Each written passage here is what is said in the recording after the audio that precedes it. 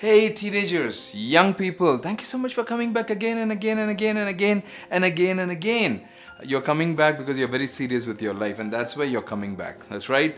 If you have been blessed by these episodes, send it to some of your friends. You know some of those friends there in your own class, in your own tuition centers, in your own coaching centers, or even inside your home, maybe your brother, your sister, I don't know. But if there is someone who would be benefited because of these episodes and some of these sessions, just send the link to them. It'll be a blessing for them. I want to share something very powerful. I see so many teenagers. These are examination seasons, right? I'm now speaking in the month of March. Maybe you might be listening to this episode a little later, but just in the examination time, I get a lot of these messages. And I'll say something funny, some of these messages that comes, or some of the calls that comes and said, "Sir, I'm going to fail, I'm going to fail, I'm going to fail, I'm going to fail." And I always tell them, "Oh, perfect, my blessings are there for you, you will definitely fail." And then, I thought you were going to say the other way around. I said, "That's what you believe. That's what you believe." Instead of sitting there and saying, "I'm going to fail, I'm going to fail, I'm going to fail," sit and study. Take some of those old question papers to see how you can evaluate some of those question papers. What were some of the topics that has come, recurring topics that has come? Every question paper has a pattern. See what that pattern is. See how things can work out. Now, I don't want to go into, talking about how do you prepare for exams and all of that, but I just want to say this principle. The principle is this: if you have to see things change, you have to do things now. It's the now, not tomorrow, not day after. Only then things will change tomorrow. Only then things will change day after. You have to step out and do things now. You have an exam tomorrow, or you have an exam next week, or you're preparing for coachings, or there's some entrance exams coming up. Oh, it's very tough. You have to do things now. You have to do things now. I've said this several times, before at different words. I'll say this again. Be in the now. Be in the now.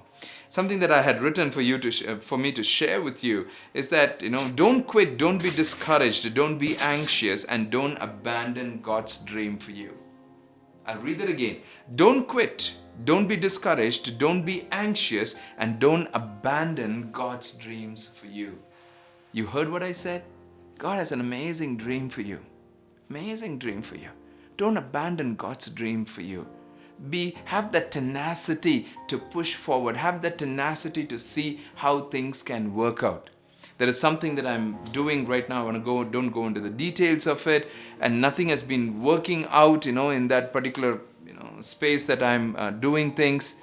But I sat last night and I did things. This morning, I sat for some hours and I wrote some emails to different people. Why? I need to have the tenacity not to quit. I need to have the tenacity to be in the now. I need to have the tenacity to keep persevering.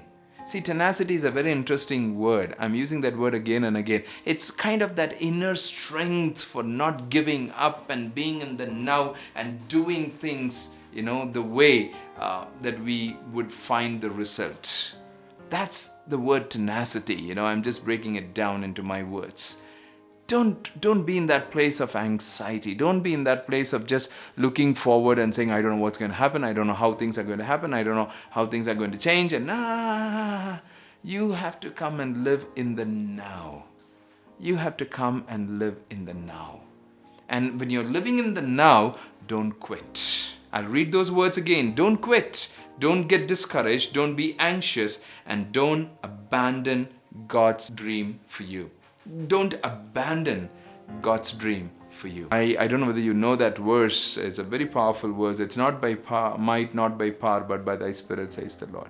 It's not by our might, not by power, but by God's Spirit. Now, when I conclude by saying that, I know you must be sitting there and wondering, "Oh, till now you just talked about, the might and the power, the tenacity and all of that." But all of that tenacity is because of Him. All of that tenacity and not giving up and doing things is because God's grace is over me, that He begins to help me in the now. Don't live in the future, don't live in the past, live in the now. I've said this several times in several episodes. Don't live in the future, don't live in the past, live in the now. You need to be in that place and say, I want to do things. Thank you so much for coming back again and again. Thank you so much for being here. Pass these episodes, pass these links to some of your friends. That will be a blessing. I'll see you next time.